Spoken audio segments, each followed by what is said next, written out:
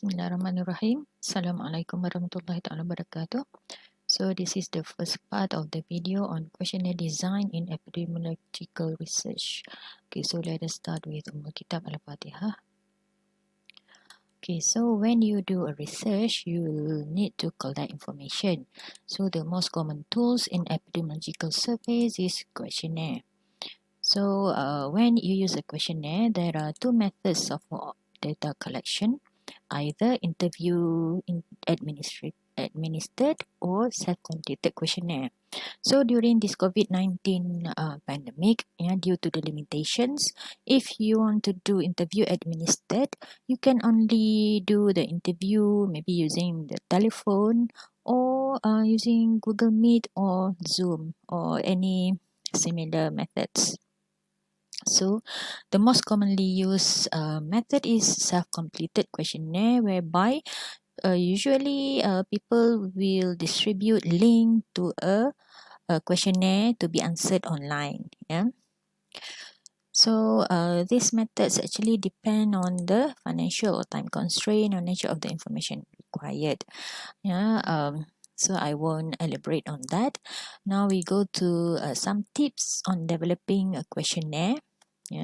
So first of all, this questionnaire should be simple.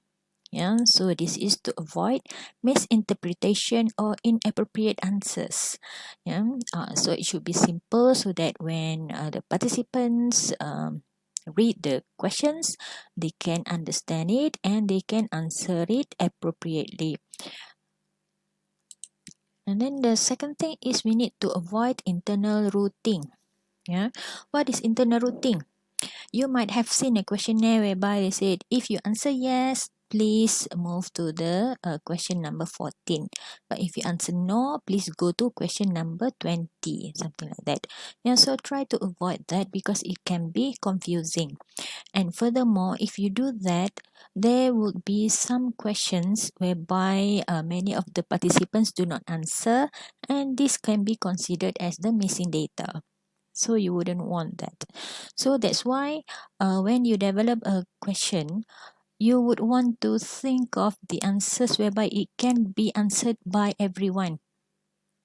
For example, if you ask how many cigarettes you smoke per day, so you want the question to be answered not only by smokers but also by non-smokers.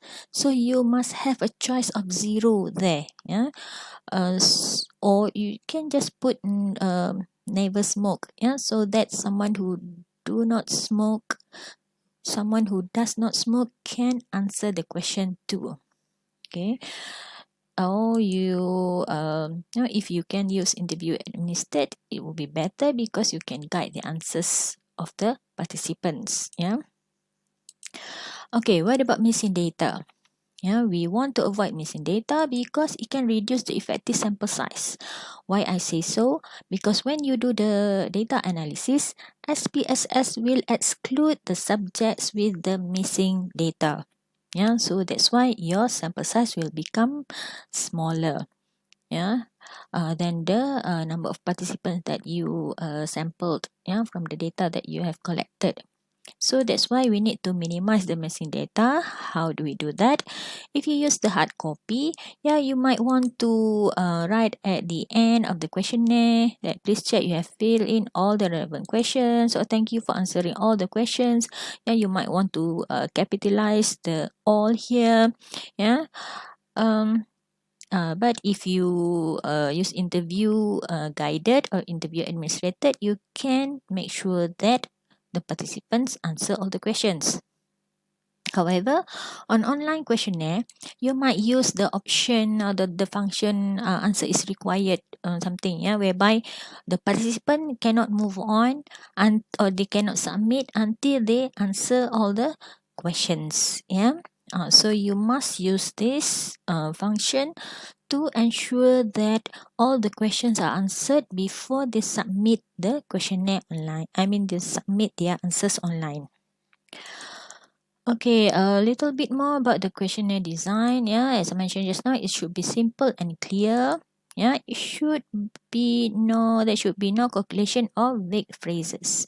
Yeah, you don't want the subjects to do the calculation in answering the questions. Yeah, so you need to do the calculation yourself so that it's easy for them to answer.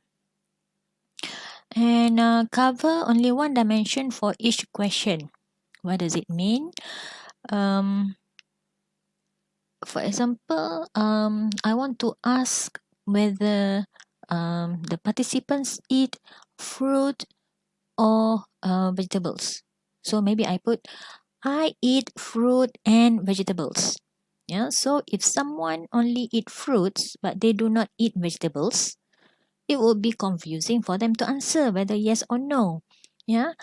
That's why you should ask it in separate questions. Yeah. Don't use and, but all might be accepted. For example, if you ask, I eat fruits or vegetables, then whether they eat fruits or vegetables or both, they can answer yes. Yeah. But if you answer and, yeah, so it might be difficult if they only eat one. So you ask it in separate questions. Meaning, question number 1, I eat vegetables. Question number 2, I eat fruits. So that all the participants can answer accordingly. And you should have a comprehensive choice of answers. Yeah, so that's why it's better to include also don't know or don't remember. Yeah, don't know here, it doesn't mean it's not the same as no. Yeah, for example, just now I eat fruit.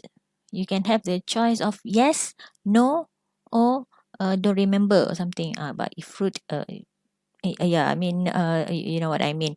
Okay, so you can have no, yes, no, and don't know, or yes, no, and don't remember. Yeah, or if you give a list of choices, then at the end, yeah, the last one, you should have the choice for others. Yeah, and you can please specify. For example, races, Malay, Chinese, Indian. You might want to put others because they might be international students or they might be orang asli. Yeah? So you need to have this choice for others. Yeah, and ask them to specify what others means. Yeah, so in online questionnaire, if you put others, automatically they will prompt the participants to specify what the others means. Okay, this is in Google Form. Yeah, have a mutually exclusive choice of answers. Okay, what does it mean? Um, so if I ask how many cigarettes you smoke per day, so the first choice I put 0, and then I put 1 to 5, and then the third choice is 5 to 10. So you notice that there are 2 times I put 5, yeah, in my choices. Yeah, so if someone smoke 5 cigarettes per day, do they choose the second or the third answer? So you cannot have that in your questionnaire. Yeah, so all must have a mutually exclusive choice of answers. Yeah, meaning there shouldn't be any redundancies. Yeah, and you should also specify whether they can tick only one or they can tick more than one. Usually, we don't put if a tick only one, but usually we need to tell them that they can tick more than one. But if you use an online questionnaire, yeah, Google Form for example, you can choose the type of questions accordingly, yeah, whether multiple choice, one answer, or they can they can tick more than one. Okay, this one example. If you have ever regularly smoked at least 1 cigarette per day, how many years was this for? So this question is very complicated. Yeah. So you might want to separate it into simple questions. Yeah. So that is easier for the participants to answer.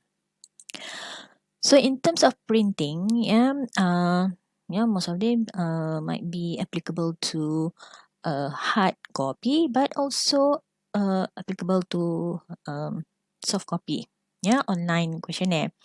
Yeah, user friendly. Of course, you don't want to use a system which is very complicated, yeah, whereby the participant might not know where to tick, yeah, or where to answer. Yeah, so it should be user friendly. And you should have clear instruction, yeah, whether it's hard copy or soft copy, online questionnaire. Clear instructions is a must. Yeah, just now I mentioned about so if the participant can tick more than one answers, you should indicate that clearly. Yeah, should be able to be read with ease. Yeah, so some online questionnaire, online form, you have no choice with this. Yeah, but if possible, use the print that that is large enough. Yeah, sufficiently widely spaced. Yeah, so that it's easier for the participants to read your questions. Yeah, and there shouldn't be very long sentences, and the questionnaire itself shouldn't be too long.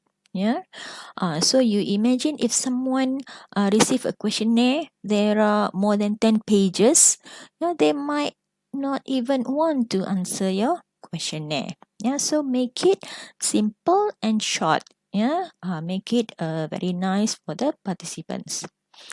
Okay, these are examples of a poor question design. Yeah, what is your height at age 25? Height is still a bit okay, but if the participants is 40, for example, and you ask what was your weight at age 25, yeah, so they might not be able to answer. Yeah, you might want to have the option of can't remember, or do it simpler. Okay, in other ways. Okay, this second example, how many days a week do you drink alcohol? Yeah, apa? We change this to vegetables, for example. Yeah, how many days a week do you eat vegetables? Yeah. So we have never 1 to 2, 3 to 4, 5 to 6. This is okay. Yeah, there is no redundancies, but they have also it varies. Yeah, so if you put this, maybe all the subjects would take this answer. It varies. Yeah. Just leave it as a never to every day, something like this. Yeah. Okay. Another example here. Why I put it here is to remind us not to use jargons, yeah, medical jargon or what kind of jargons, yes, because the subjects might not understand. Yeah, so maybe you don't even know what is anti-dyspepsia. Yeah, anyway, try to make it as simple as possible.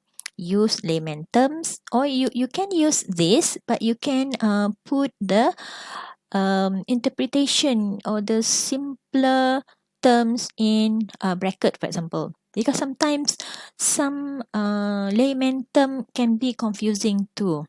Yeah, for example, if you want to talk about pneumonia, for example, yeah, in Malay usually they said apa, paru-paru berair. Now everything is paru-paru berair. Either it's pneumonia, either it is pleural effusion. Yeah. So you might want to put the original term, but put also the layman term beside it. Okay. And for this example, how many times a week do you eat cheese? It can be varies, as we mentioned just now. But for this, to facilitate the participant to answer, you might want to state the time period. For example, during the last week, how many times a week do you eat cheese? Something like that. Yeah, so that it'll be clearer for the participants, and they can answer it more appropriately. Yeah. Okay. So this is the end of the first part. Yeah. Let us recite tasbih kafarah and surah al-as.